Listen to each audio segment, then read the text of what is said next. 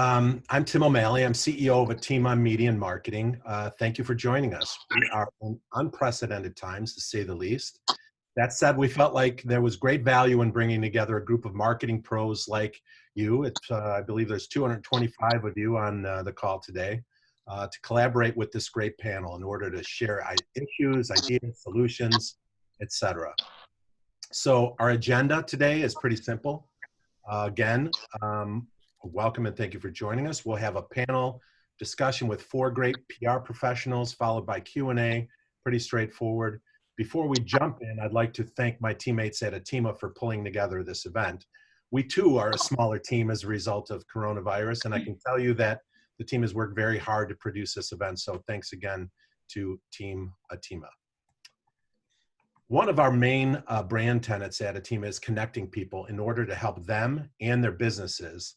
And in the past, that's meant a lot of things. It's meant physically bringing people together and facilitating introductions at our networking events or at the Hospitality and Tourism Summit, our planner masterclasses. It's meant connecting our partners with key audiences in order to help them sell and build their businesses. It's meant making phone calls or email introductions on behalf of our partners to help them get things done. It's meant sending information to any of our influencer groups, be it concierge or meeting and event planners, hotel salespeople, social media influencers, whatever it might be to drive connections. It's meant panel discussions to connect our partners with experts for advice and learning. To be clear though, it's never meant getting 200 people together for digital panel discussions. So that said, we wanted to figure this out and felt it was our duty to try and serve our partners during this difficult time. So here we are today. So please don't judge. You are the first group that we are doing a digital panel discussion with. And I will say we've had some great results in the past with our physical panel discussions. So we definitely have had some experience to build on, but again, new. So I'll be looking forward to your feedback at the end of this. So a little bit about us. We help tourism and group-oriented businesses grow by connecting them with a number of different audiences, ranging from visitors and concierge to meeting and event planners and social media influencers. Here's a quick look at our largest brands. Planner Masterclass is our newest. You may or may not have heard of that one, but it's also our fastest growing. In fact, with recent expansion into San Francisco. Here's a quick look at our upcoming events. So if you find today's panel helpful, you'll see a few more events here that you might be interested in. So next week, we have a marketing strategies for COVID-19 panel that's equally as distinguished as this panel, including Daniel Thomas, the CEO of Time Zone 1, Rob Grusin, the president of Point B Communications, Adrian Cardosh, the vice president of marketing and integrated brand management at Garant Brands, Kelly Cutler, the program director at Medill School from Northwestern University, and Hud Engelhardt, the adjunct professor at Medill School, Northwestern University. So I'm really excited about that. Also on Friday, the 24th, we're doing something a little different. It's going to be a panel discussion entitled Feel Good Friday. So it'll be a fun and uplifting experience followed by a virtual happy hour, including Johnny Vincent, who is a singer known for singing the national anthem at the Cubs games. So as we all know, nobody can hold that last note longer than he can. He's also known for his work fighting depression. Jen Kramer, soon to be at Chicago Ideas Week, known for her work in the Chicago events industry and for her run for Alderman Chicago and her work for with Chicago Special Olympics. And Ron Kittle, 1983 MLB Rookie of the Year, known for his charity work and much of his craft. So looking forward to that panel as well. A couple other things that we're working on is a virtual panel discussion for state of the industry, both for tourism and another for meeting and events industry. A actual planner masterclass, not virtual, still scheduled for June 10th. So our planner masterclasses have 100 people about or less. We're still hopeful that given the huge size of the old post office, that given there's plenty of room for social distancing, that event still might happen, to be determined. And then our Hospitality and Tourism Summit has been postponed. We are hoping to reconfigure that event hopefully still be a physical event, maybe with phases and sessions as opposed to one huge event, but we feel important, if we can, to use that as a launch pad to let the world know that Chicago is back in business, whenever that might be. So to be determined. So enough about us. Excuse me. So we're here this morning to talk about how you can help your business communicate better during these crazy times. And we have a fabulous panel of PR experts here this morning. I've known them all for 20 plus years, and I can tell you that they are consummate professionals and I mean, really good people, all very good about giving back to the community. Each of them have impressive backgrounds, and I'd like to share some of them with you through introductions. I'm going to start with Carol Fox, who is a longtime friend, veteran in Chicago arts and entertainment scene. She established Carol Fox and Associates in 1994. The company is celebrating its 25th anniversary, and it has become one of Chicago's largest marketing and PR firms, focusing specifically on promoting arts, entertainment, and lifestyle clientele. So Carol graduated from Indiana University and earned widespread recognition for PR and marketing work for some of Chicago's leading arts organizations, including Performing Arts Chicago and Hubbard Street Dance Chicago. When she isn't leading her team to achieve stellar results for their impressive roster of clients, Carol brings her passion for the arts to several nonprofit organizations, including Publicity Club of Chicago, Arts Reach, and Dance USA. Additionally, Carol co-founded See Chicago Dance, a nonprofit organization that has become a vital marketing tool for dance in Chicago, and she's dedicated to wiping out diabetes and serves as a board member for JDRF. Ladies and gentlemen, our first panelist, Carol Fox. Next on the topic, yeah, there we go, the virtual round of applause. You get the emoji clap up there. I don't know how to do that, so. We have to think of the equivalent. I don't know what that becomes. So next, Dakota Shultz, another longtime friend, co-founded Agency 360 with his partner, Billy Bracken. The agency turns 13 years old this year, and we know that's really important because they're now legally allowed to have social media. So that's good. Exciting time for us. They provide custom communication solutions for their partners, such as PR, event production, video development, advertising, and basically anything that helps people, it helps tell people what, how, why, where, and when to do stuff. They developed 2 citywide public art campaigns featuring giant fire hydrants and life-size police horses, both very fun. They once had skydivers land at WGN on live TV in a circle of pink bras to promote breast cancer awareness. I'm sure that got some attention. They created an entirely fake news network about bacon. Yes, an entirely fake news network about bacon before fake news got a bad reputation. Fun fact, Dakota is a published poet and he's excited for the shelter-in-place restrictions to be lifted so he can go camping. He really feels like he needs to get away from it all right now. Please join me in welcoming Dakota Shultz. Dakota, thank you. Sure. Janet Isabelli, next up, another longtime friend in the industry, has served as a marketing consultant to dozens of globally recognized brands for nearly 25 years, including Soho House and Company, Time Out Market, the Illinois Restaurant Association, the Illinois Hotel and Lodging Association, Choose Chicago, Intercontinental Hotels, multiple chefs, and the James Beard Foundation. She has also become highly sought for her nuanced consultation in crisis communications.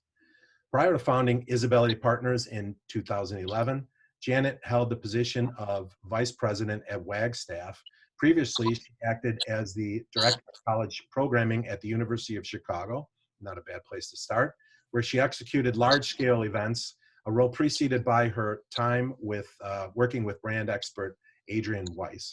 Janet lends support to several charitable causes, including the nationwide Hospitality Alliance Facebook group, which she recently created as an industry-wide resource page in response to the COVID-19 pandemic. She was named one of Crain's Chicago Business's 40 Under 40 Emerging Business Professionals in 2007, and one of New City Magazine's 50 Top Food and Beverage Professionals. Please welcome Janet Isabelli. Finally, Noreen Heron, who I think I've known the longest of this crew, back when we were puppies. Noreen, she's still a puppy. I'm a little old. I don't know what it is. So Noreen is the CEO and founder of Heron Agency, one of the country's top lifestyle communications firms, celebrating 20 years of business in 2020. Her firm represents primarily hotels, restaurants, entertainment, and retail clients, both locally and nationally, including Marriott Hotels of the Midwest, Offshore, which is the world's largest rooftop deck. Boy, it'd be nice to be there right now. Jets Pizza, Lucky Strike, Hornblower Cruises, Ocean Prime, Rue, Marriott Theater, and Paper Source, as well as events, including the One of a Kind Show, the Boat and RV Show, Race to Mackinac, Randolph Street Market, and the Thanksgiving Day Parade. The agency is representing the $150 million transformation of the historic Cook County Hospital, which includes a hotel and food hall opening this fall. She's taught crisis communications classes for many companies, including Hyatt, where she served for 5 years as PR director at the Hyatt Regency Chicago before starting her company. Ladies and gentlemen, our final panelist, welcome Noreen Heron. Okay, let's jump in with our first question. So what role do we think health and safety plans will play in helping the public get comfortable enough to return to your clients' businesses? Who would like to start? So what role will health and safety plans play in helping the public get comfortable enough to return to your clients' businesses? And maybe even more importantly, how will you communicate those plans? Sure, I'll jump in. I think it's going to be a huge role. I mean, setting some kind of public context in terms of what people can expect is going to be really, really important. I think that businesses probably shouldn't look at it as they're absolved of that responsibility, though, right? Like each business is going to have their own unique circumstances in terms of how they're going to operate and all that. And it's going to be important that they're communicating that to their different customers or partners, clients, stakeholders, employees, you know, in whatever way is most appropriate, you know, because they own the relationship, right? So as fun as all the daily press briefings are, I don't think we can rely on the governor and the mayor to tell everyone this is what it's going to be and then just proceed as usual. That's a good point. Other thoughts? I think what we're going to see, Tim, is obviously we're shelter in place right now. Eventually that will be lifted. We'll find out what the limitations then are now per capacity count for each organization. That means that if Pritzker should say 50 or 100 people are allowed in a certain venue, small organizations will rebound more quickly because it will take less individuals to open a small restaurant. It might be a chef and a waiter and a maitre d' and et cetera, et cetera. For some of our clients, like our hotel clients, it's going to be very challenging because there are a lot more roles that are needed to operate a hotel. Overall, what's needed, I think, to open any organization is clear messaging as to what you are doing to protect your constituents. And let me tell you, I've dealt with a lot of crises throughout my career since I've repped a lot of hotels and restaurants through the years. This is the most significant crisis that any of us will deal with in our lifetime. So if any organization thinks that they shouldn't acknowledge it in some way, whether it be on their website or at their location, everyone's got to decide for themselves what's appropriate based on the demographic. But there has to be clear messaging as to what you are doing to take extra measures to protect your constituents. And I think everyone wants to get out. I mean, that's the big thing. We all know we're kind of itching to get out. I think I recently posted on my personal Facebook page, what are you most missing about what is it? What restaurant? What can't you wait to do? And I thought it would become this sort of thread of businesses, and instead it became one by one people saying that they missed being hugged, they missed being touched. And I think when things do reopen, that sort of personal feeling of care that needs to come from employees. So when we talk about communications today, it has to start with communications to your employees and making them feel comfortable, number one, that they can come back. But then number two, how do we make it so that they feel comfortable enough to make guests come back? And there's a lot of messaging that needs to be crafted. I think we're going to see a much different landscape in terms of the way we see in Asia, and that people wearing masks more frequently just outside. I think masks may become part of how we promote businesses. It may be come to our business and a mask, a branded mask from your organization might be included in the package price. But I think the bottom line is that the messaging right now can't be about business. It has to be about, we care about you. Here's the extra steps we're taking. You can talk about all your bragging rights in your messaging. Here's what we've done previously, but here's additionally what we're doing.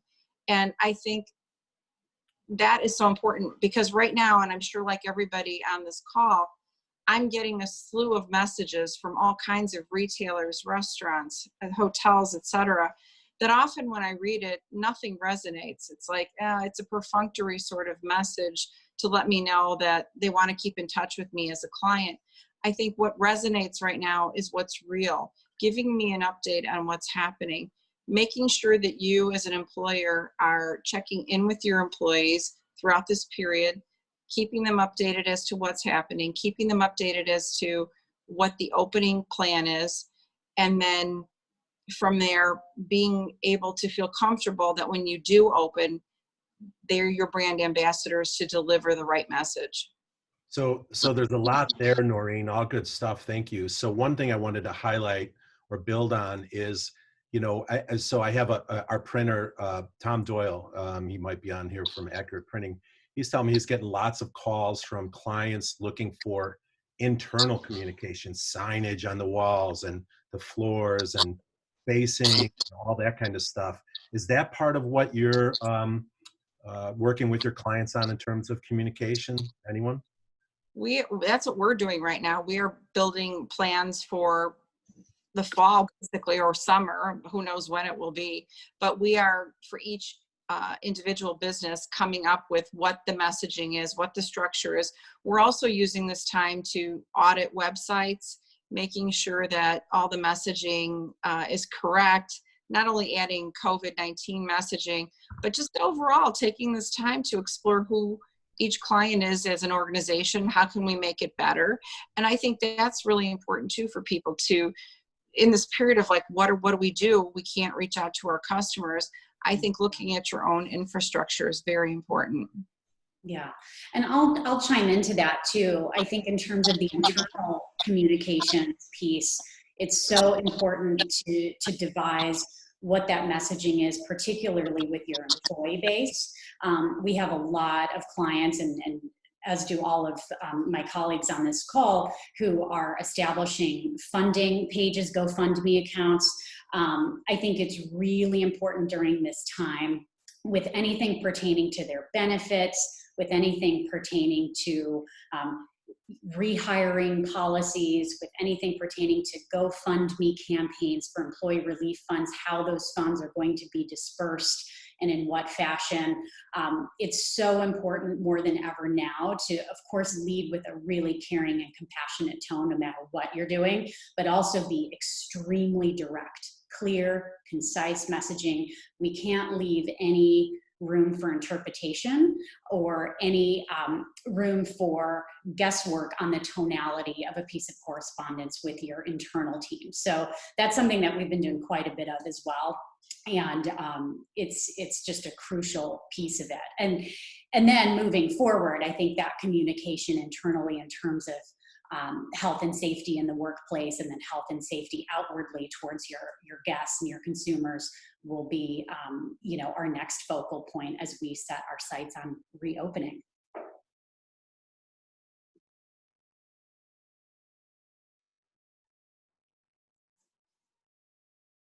Oh, Tim, you're still on mute.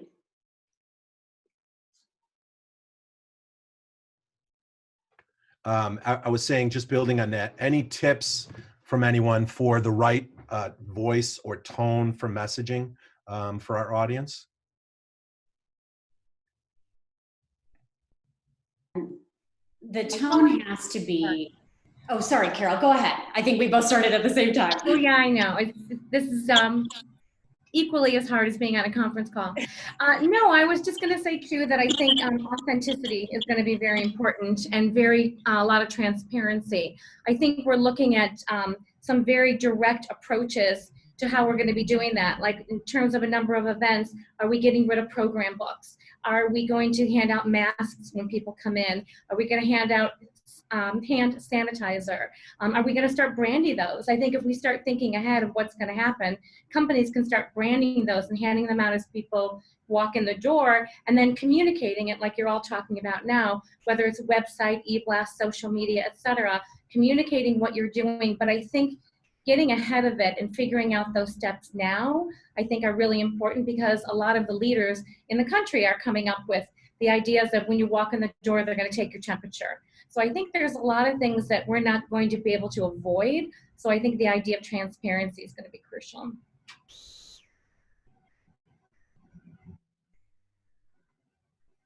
Before we move Tim, you're on. muted. Oh, there we go again.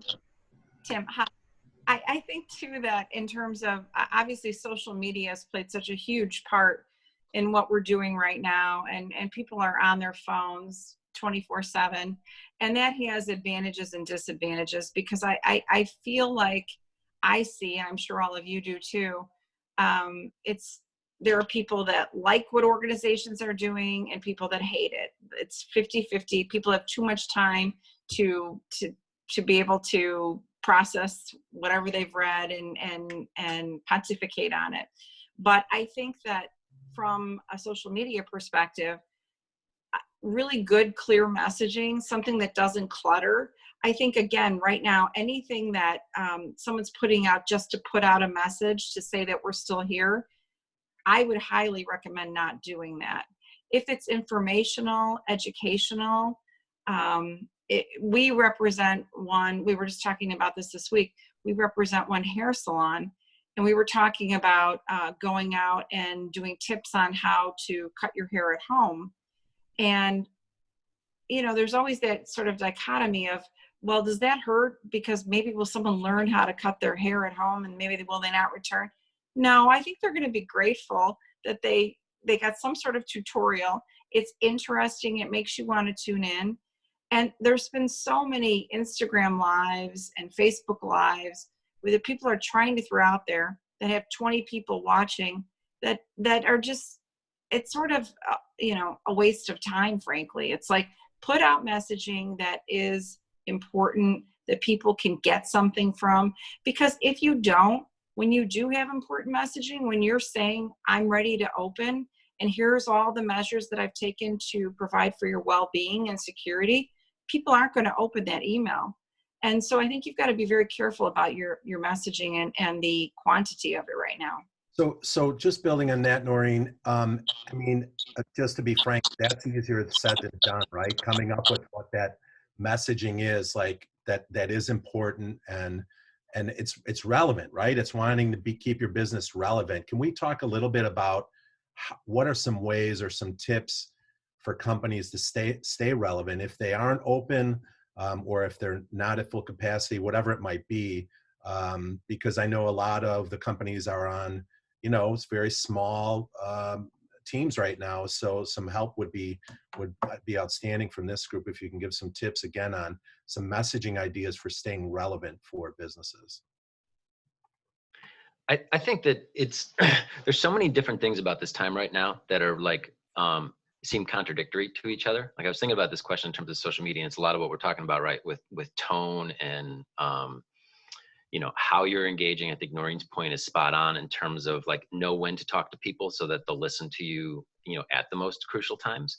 Yep. But balancing that also with what I think you're saying, Tim, is like, how do you maintain that relationship? And there could be other ways to do that outside of social media too, right? But that it's like at the one time, at the time where businesses maybe don't have the staff and resources that they're used to having and have to figure out how to do more things on their own, is that when you really want to be the one that's like, well, I've never done the social media before. Somebody else already did that, but now I have to kind of learn it, right? It's a hard time to learn. But at the same time, there could be some lower risks, I think, to doing it now, because if you're doing it genuinely and authentically, I think there's a higher tolerance for forgiveness, right? As long as you're not being opportunistic, for sure, like people will, let you kind of test out this new way of communicating if they're not used to your business doing that with them in the past. And, there can be some cool stories that come out of it. We've seen it with the Shed, right? And penguins. And I don't know if anybody saw that museum in Oklahoma, the National Cowboy Museum, and hashtag the cowboy and Tim the Cowboy leg is brilliant, right? I mean, just looking at the metrics, they exploded, but then they kept with it, and they didn't do it to sell t-shirts, but now there's t-shirts, and I'm sure more merchandising to come with the security guard social media expert, right? So there's a way to meaningfully engage people, which I think is going to be important in terms of what comes next, and having a database and an audience that you can stay engaged with, but be honest about it. Well, and I think too, to piggyback off of what Dakota's saying, I think now is really the time to accentuate the things that you've always done really well and bring them to the forefront. We work with countless chefs who fortunately have been able to build up great Instagram followings, whether it's through their own personal channels or through their restaurants channels, who have, despite the fact that they're not open, they're bringing the cooking into their own homes and into their own kitchens. We have a ton of clients doing relief work despite the fact that their businesses aren't necessarily open for day-to-day consumption, or they've limited to just carry out and delivery. These are really great feel-good opportunities to continue to share your story and build upon the successes that you've already achieved, and kind of expand upon them and give consumers an inside look at your business. I've seen some hotel companies, I thought this was just really brilliant, and this is a good example of a strong communication piece that actually created a reaction, a call to action in me as a consumer. But I received an e-blast from a prominent hotel group that said, we may be closed for business right now, but we want to bring a piece of our spirit to you. And this is a hotel that's kind of known for having a great commitment to music and a great commitment to art, and properties all over the world. And so that e-blast essentially contained a link to a curated Spotify playlist from that hotel group. It included a gorgeous virtual tour of all of their properties around the world, but not just their properties, but the surrounding areas in each of those major metropolitan cities. They actually played upon a real strength that they already have, and they repurposed it and they merchandised it in a way that created so much meaning to me as a guest. And I've only stayed with this hotel group once in my entire life. And you better believe that it gave me pause. It made me stop and think. And I'm like, that is a meaningful piece of communication that shows that they care. They know that we're stuck at home and they're giving us something to do with our time. And you better believe the next trip I take where that hotel brand exists, I'll be staying there, because they spoke to me in a way that moved me. So I think, to sum it up, I think it's, take what you have. You've got a wealth of incredible things, whether that's culinary talent, spa talent, meditation talent, whatever it is, and repurpose that in a way that's going to let your guests know, or your customers know, that you're still thinking of them, and we still want to share a little bit of piece of our spirit with you. That's great. Any other examples for staying relevant? Because I think that's a nice way to illustrate some thoughts and ideas that you've seen successful for our audience. We can talk about a few examples that we've done with clients. We've been encouraging everyone to communicate with their people and be at the forefront of things as much as possible. So they're all sort of on a case-by-case basis, but I can give you some examples. With the College of DuPage, they have the Mac Art Center, and so their team put together a video that they did via Zoom, just to say to the customers, we're going to look forward to all being together in the fall, we're in this together.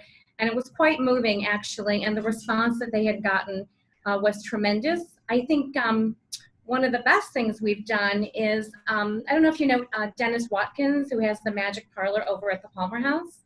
So Dennis was on hiatus, obviously, like everybody else. And we talked to him to think about what could we do to get him at the forefront? So we created a Thursday night happy hour with Dennis doing virtual magic on a Facebook Live program. And it ended up getting over 600 people watching it at the time. He's had over 5,000 views. He got 2 corporate private virtual gigs from that experience. And he says that now he gets 1 call a day for a private virtual gig. So he's gotten a lot of recognition. I know, right? And even we were pleasantly surprised. But I think the traditional community has been doing PR. He's been on since then Fox and WGN and in the major newspapers. And now he's doing Happy Hour Mondays. And he's Magic Mondays, where he's showing a trick. And starting tonight, being that it's Thursday, he's working with a local mixologist, and they're going to share the recipe. They're going to start out by making the cocktail before the happy hour begins, so people can make it at home, and then again, and do it live. That's so fun. Dennis is so talented too. Yeah, he is. Any other examples? Okay. I have one quick example, Tim. I think one, and this sort of goes away from some of these more virtual events that Carol described, which I think are just absolutely brilliant. I love that he's actually getting calls for private magic shows. That's unbelievable. The other thing to keep in mind too, just in terms of relevancy, and this goes back to something Dakota said, is that the media landscape right now is at their bandwidth max capacity, and newsrooms all around the country are suffering greatly. And there are some real predictions to just a tsunami of layoffs that are going to happen in the media industry. So when it pertains to PR specifically, I think it's really important that with putting any messaging out, beyond just assessing like the real urgency and the news value of what it is you're putting out to the press, to package it in a way that's going to be pretty turnkey for the media. They don't really have a lot of time to vet through tons and tons of emails and to go through a really long pitch. But if you've got an incredible spokesperson for your brand who's doing a super powerful, effort for relief work for healthcare workers, just to use that as an example, this could be a good opportunity to put together a quick video news release. It doesn't have to be fancy. Newsrooms now are used to Skype interviews and Zoom interviews and all this stuff. You can do it with your phone. Put together just a quick set of sound bites from your spokesperson, maybe write out a couple of quotes, briefly describe what it is you're doing and why it's important, and literally just hand deliver that package to the assignment desks. We've been doing a lot of that over the course of the last 4 weeks, and we have found a lot of great results just in terms of being able to keep our clients relevant, because we literally just took the news, took the information, we pretended we were news producers, we advised our clients on how to shoot their own B-roll, and we shipped it off.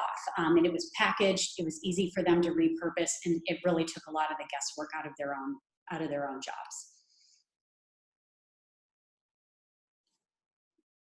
Do you have any quick tips on how to come off as authentic in terms of if you have something, messaging that you're trying to share and not coming off as too self-promotional?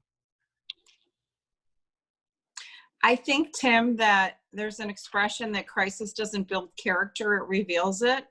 And so the organizations that are there just authentically to really help their constituents are going to shine through right now. We represent AMDR festivals, and they've created they do 20 summer art festivals, and they've created a website called Art Zipper because some of their festivals will be canceled. This gives their artists an opportunity to sell their art online. And so those kinds of organizations, and we've seen a lot of them, especially in the restaurant community, that are just there to try to help people keep working, and they have the right intentions. I think that's resonating with people. And so I think anything that you can do authentically is what's going to fill this space right now. So this is a question from Amy Hartnett, actually, from Shoreline. She asked, because people have so much time on their hands, people are unsubscribing more from email, which is interesting. So do we need to be more careful with email volume right now? Yes. Yeah, definitely. Yeah, I think you should always be careful with email volume. Yeah, this is true. Okay, so when are you projecting is a time to start shifting from sort of, shutdown or quarantine marketing to outreach, to start sort of moving towards business building again? Last week, like, for sure. I mean, if you haven't been, you're running your business all the time in an outreach mode, right? That's what should be natural to you, and you have to make some changes to that. But if you're not figuring out how to engage your stakeholders, your customers, whoever it is, right? Like, now is the time where that's most important. If you've gone dormant and silent, you've already given up. We all joke about how time is going so slow right now. Like, think about that in terms of, if you haven't been in touch with people for a week and that feels like a month, 6 months, man, you've just lost a ton of time. Like, that doesn't mean just reach out like superfluously. Like, be authentic, be engaging, be helpful, like, Noreen was saying, but don't stop communicating with people. Any other thoughts on that one? I think it's time now as well. I think that if we wait, by the time things do get lifted, we're going to be behind the 8 ball. I know that brochures are starting to come in the mail. The CSO sent out their 2021 season. I think people are getting ahead of this, and people want to plan ahead. I'm not sure how much money they're going to commit to this early, but they do want to plan ahead. And I think if the exchange policies and everything are in place, people will step out and move ahead. I just think it's important to have a year-long plan now, and that when you feel the moment is right, you're ready to move and you know what you're going to do. Yeah, and to is anyone else sick of having to come up with so many alternative plans? It's like plan A, plan B, plan. It's just ridiculous cycle right now. But so, question: what role will pent-up demand play in terms of marketing and the market in itself? I mean, obviously, we're all probably, of the 225 people, probably 225 most active people in the city of Chicago are sitting at home on this call right now, rather be somewhere else, right? Experiencing the city and doing those things. It's got to play a role. What do you guys think? How's that going to affect us?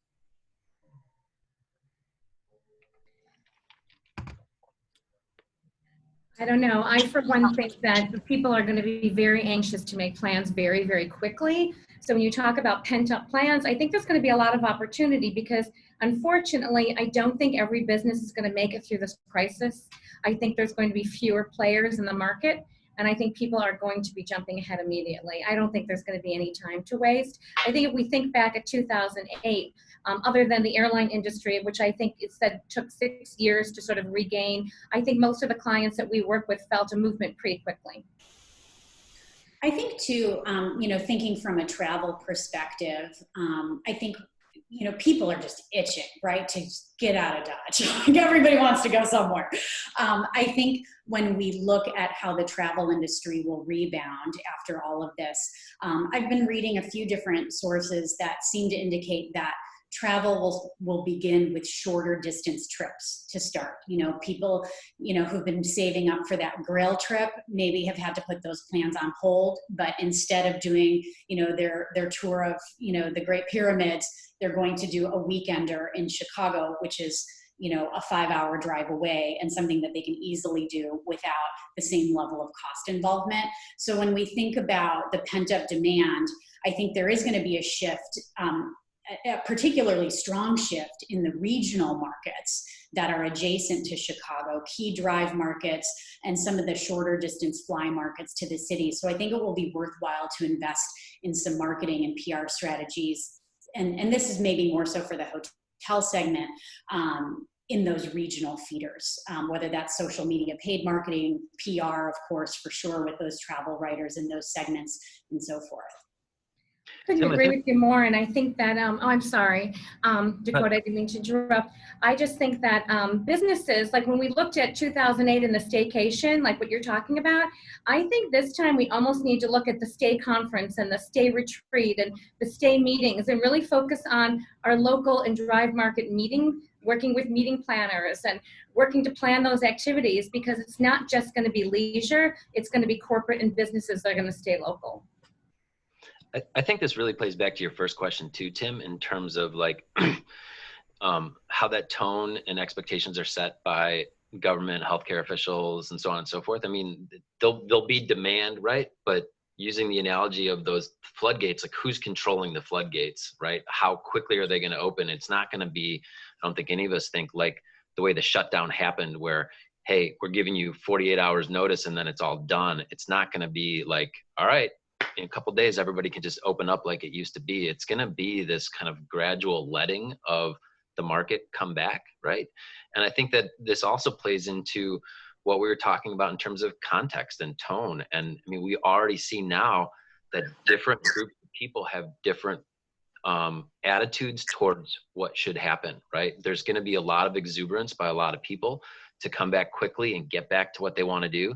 But there's going to be a lot of shaming of those people too by loud groups of people. And, you know, that exuberance is, you know, going to be tempered by, you know, other kind of more conservative notions. And, you know, relief is not the same as celebration, right? There's going to be a lot of different emotions out there in the marketplace that businesses are going to have to be aware of in terms of how they're communicating. Well, it seems like 2020 will be the year of the road trip, period. Yeah. And it will be up to locals here to revitalize Chicago, because we all know that the national media and international media has played a lot on the plight of the big cities in the United States, and there's going to be fear. So we've got to work on our own local residents and how do we revitalize ourselves. And we also have the additional challenge in terms of the drive-by market.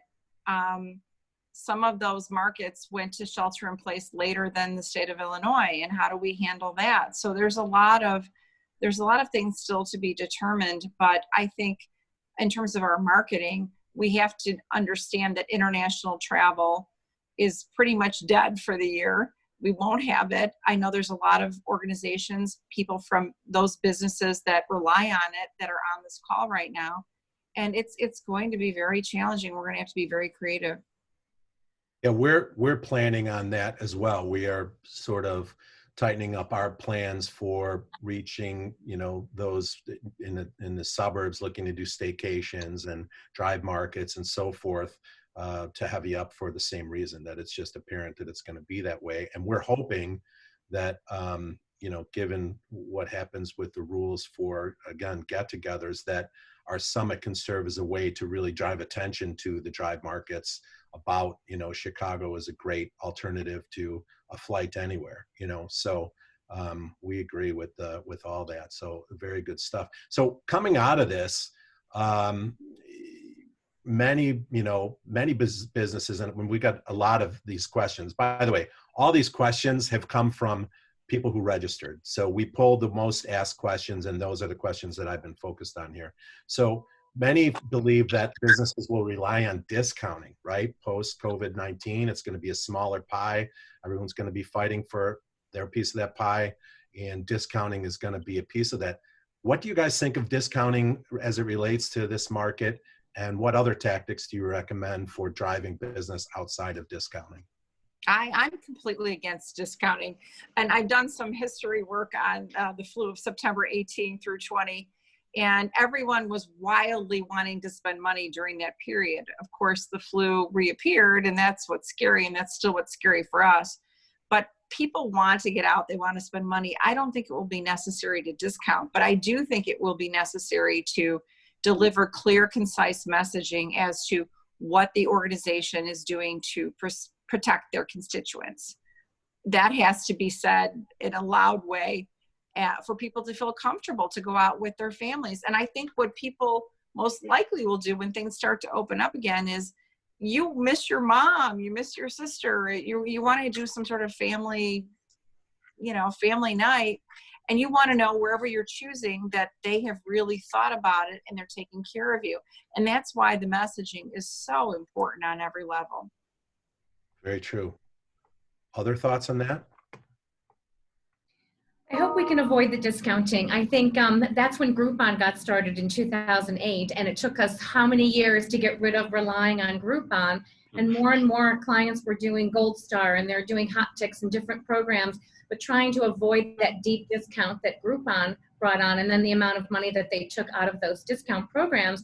So I'm hoping that people are going to work on added value, work on special experiences, work on packaging things together to make it more inspiring, whether it's a restaurant package or a hotel package or a weekend in Chicago. But I'm hoping that it's added value and experiential and not going back to those deep discounts that hurt everybody so much.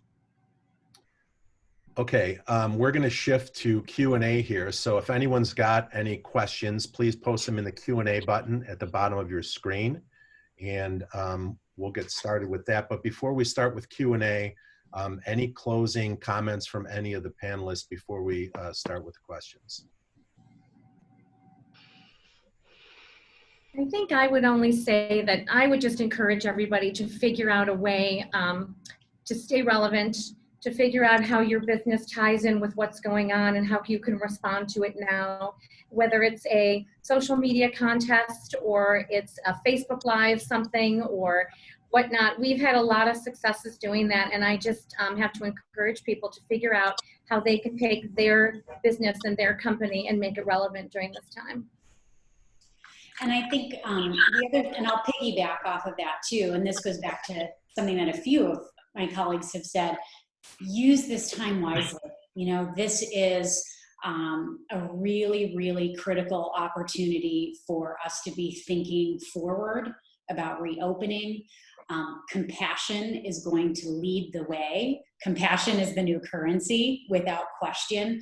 So I think whatever we do as businesses, we have to really think about sort of the trauma, you know, that everyone has been through on a global scale, missing their family, missing their colleagues, losing their jobs, whatever the case may be.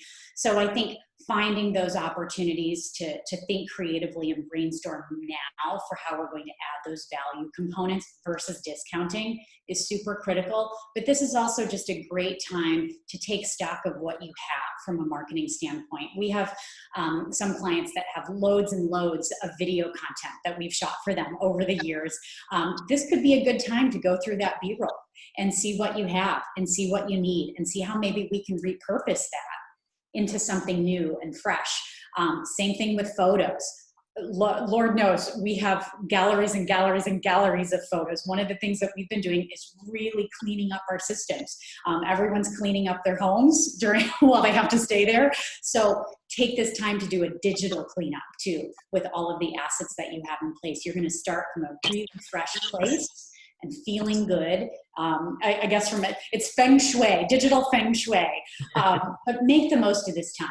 I can't emphasize that enough. I completely agree with that. And then also I would just add, we saw the visuals of Wuhan opening up, and granted there's scares now, but it's kind of a roadmap for us for preparing for the celebration of what will happen and what will that look like for your business. What will your windows look like? What will it feel like inside? I mean, it felt like New Year's Eve when you saw the videos of what was happening in Wuhan. And so I think preparing for that time period, because we know our city is one that is resilient and likes to celebrate. And we know there will be all sorts of buildings lit up downtown. But what about your particular business and how are you planning for that? I think is important too. I think that with so many of the things we've been talking about in terms of, I love compassion as the currency. I'm going to use that, Janet. That's awesome. Like all these notions of compassion and authenticity, like they're all fundamentally, I think, based on trust, right? That if your customers, if your employees, you know, don't trust you to do what you need to do, and it's not a matter of just do they trust you to do what you need to do, because there's so much distrust out there, right? You know, the binary, like I don't trust the government and what they're doing, or I don't trust the fake media for, you know, creating the scare on everything. Like there's just a fundamental lack of trust, and businesses have a chance to kind of step in and fill that void. And I think it's going to be the foundation for what they can do then going forward. And part of that is really going to depend on how they're connecting with their networks, right? And I think you talked about this before, Tim, that it is not just kind of going out into your community or thinking charitably, like how am I going to help people that need it right now? But think of it as your neighbor, as your business neighbors. Like what are you doing for the people that are around you?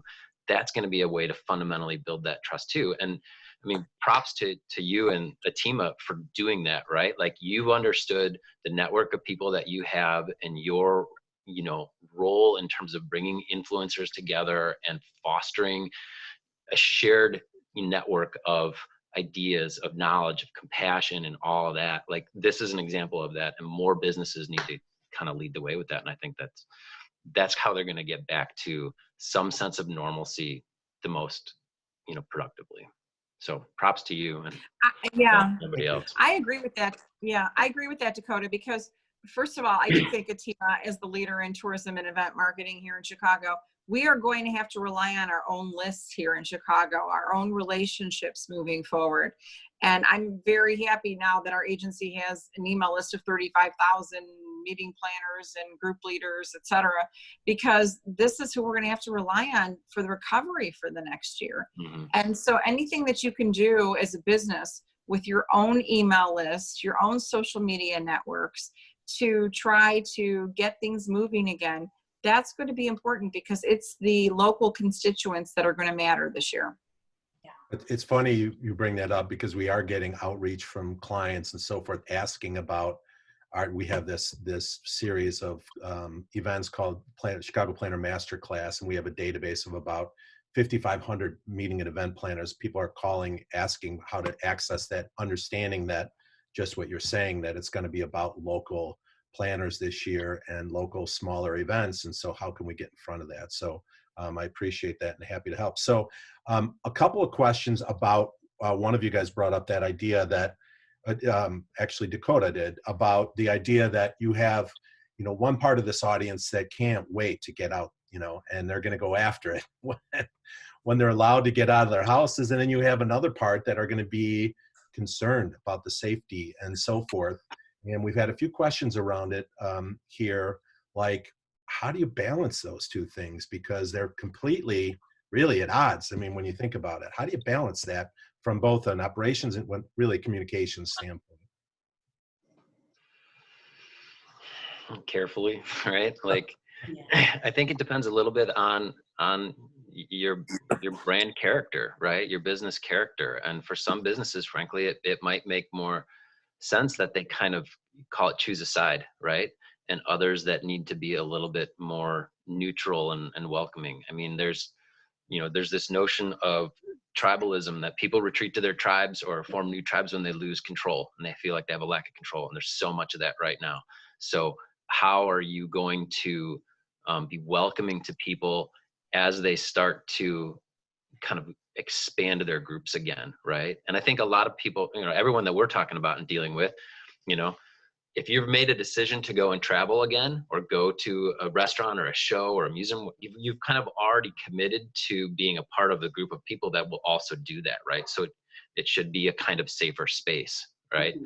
But, that exists maybe within your facility and then within your communication circle, but how does it exist beyond that when people are looking at what you're doing? And, you have to play a role of, I think, advocating for your community, defending your community, welcoming more people into it. And it goes back to that, importance of clarity in your message and the authenticity too. Yeah. And I think some of this too will also be determined by the phases of reopening and some of the limitations that may or may not be put into place from a legislative standpoint as we set to reopen the city. But, I think compliance with whatever the regulations are going to be really important. And people during these times of crisis will scrutinize everything you say and everything you do.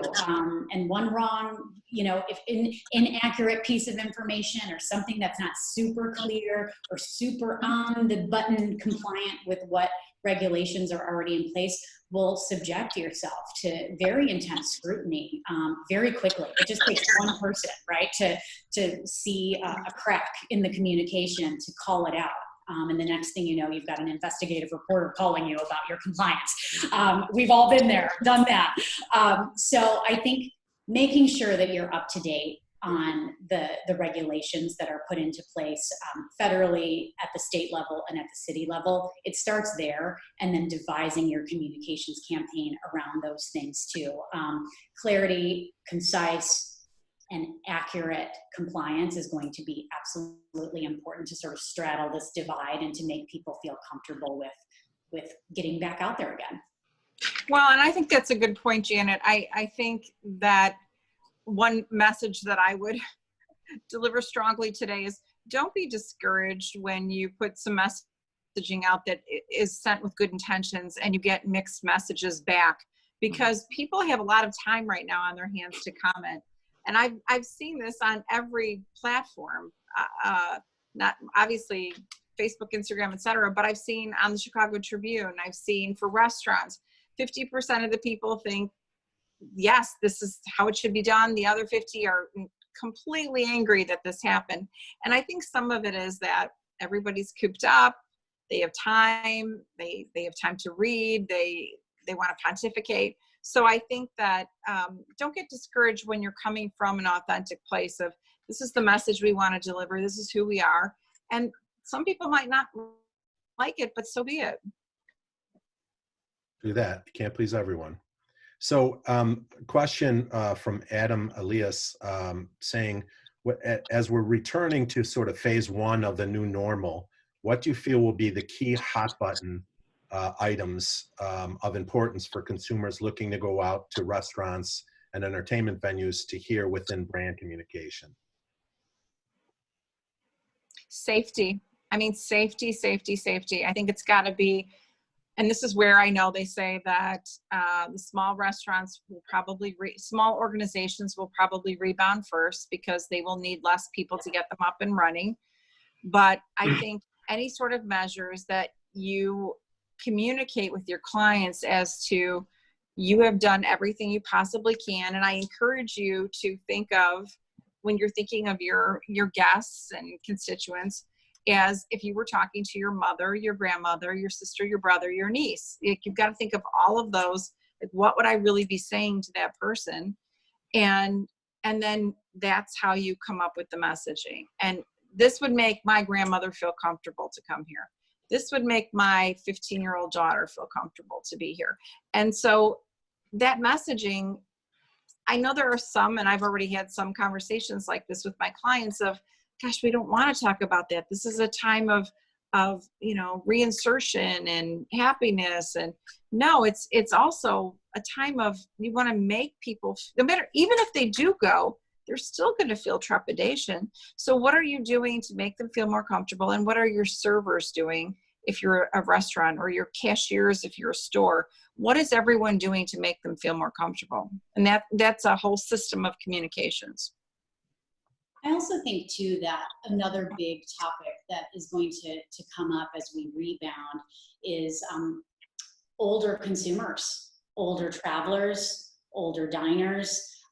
Is there going to be as much of an interest on their part in going out and getting on? I hope so. But it is something that actually came up in a conversation that I was having yesterday with a client who serves a demographic that tends to be a little bit older, who are at a higher risk point for contracting illness, or at least COVID-19. So I think thinking about some specific messaging, that applies, as Noreen suggested, to multi-generational consumers is going to be really important, because there are some segments that are going to be more trepidatious than others. Very good. So here's a question from Floor, who's a concierge at the Chicago Athletic Association Hotel, and sort of, I think, shows the spirit of that concierge community, which I know and love, obviously. But she's asking, how can the concierge help the tourism community, in your opinions? I mean, they're literally the face, right? Like, I think a lot of what we've been talking about in terms of communications methods, social media, press outreach, advertising, like, is important and good, but don't forget the in-person communication. In the same way that, you might have time to do different things now than, digital feng shui, whatever it is, make the time now to pick up the phone and make some calls, right? And that when businesses can open back up, don't forget that really valuable in-person, face-to-face communication. Make sure your employees are ready with the answers that they're going to need to give. Like, the best writers can put together accurate tone of voice for a brand in a Facebook post or what have you, but we're still social animals, right? We still pick up on facial expressions and audible tones of voice, and that's going to do way more still to provide comfort and connection. And concierge, I think, have a natural ability for that. That's why they're in that profession. And I feel for concierge because they've got to be able to make those recommendations to their guests where they feel comfortable. Like, I will send you here because I feel 100% confident that you will be safe and your well-being is thought about. So for publicists like us, we've got to do a good job communicating what our clients are doing so that concierges do feel comfortable, because we all know their recommendation means so very much to a client. So it's a really good question. I can tell you we are at Ateema working to prepare. So when the concierge, a lot of them have been told they're going back in early May, and then obviously that timetable goes from there. But one of the issues, to your point, Noreen, is that it's going to be a different landscape. And there's not going to be an online source that's going to have that all in a box like concierge will, because they'll make it their mission to make sure that they know what are the nuances about each business, which ones are open still, which ones are safe, how do you connect the right people, all that kind of stuff. So we're going to be working hard to help the concierge community to connect with businesses to make sure that they are spot on in terms of, they're going to have to learn a lot quickly, as we all are, but I'm certain that there's no one more prepared than they are. So that's good. So interesting question here. So Mayor Lightfoot, this is from Ness, not sure who that is. Mayor Lightfoot has appointed Michael Fasnot, who's a former FCB exec, as a CMO for the city. He's going to lead a comprehensive strategy for how the city reopens again for travelers. Thoughts on this and how we can benefit, and maybe even, what would your advice be to him?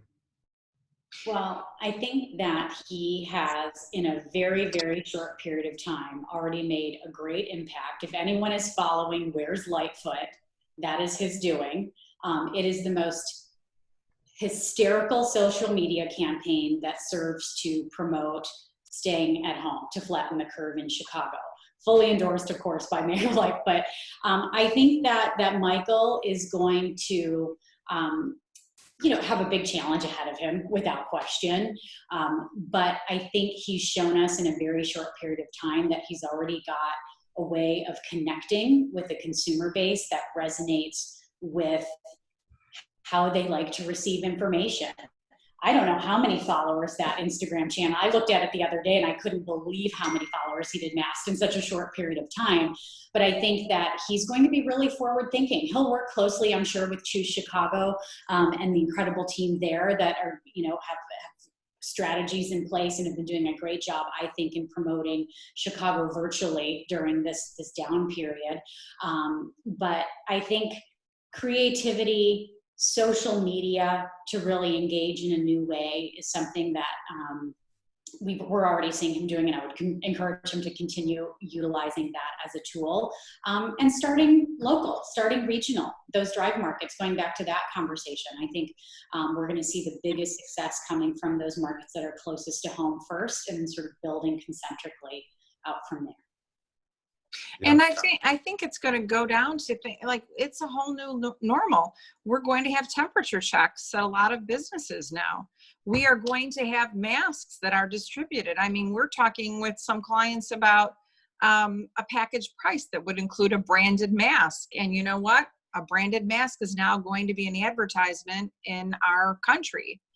It's new times, but it speaks to being careful, and being careful speaks to being compassionate and being caring, and that's what we want right now.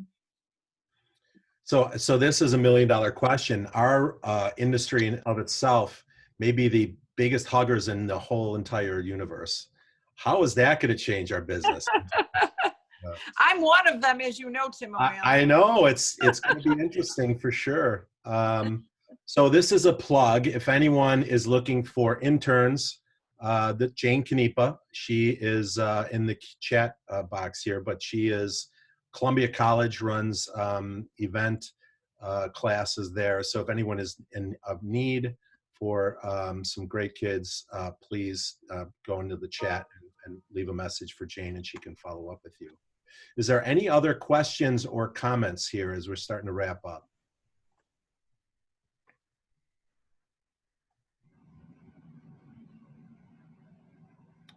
Okay, well, thank you very much.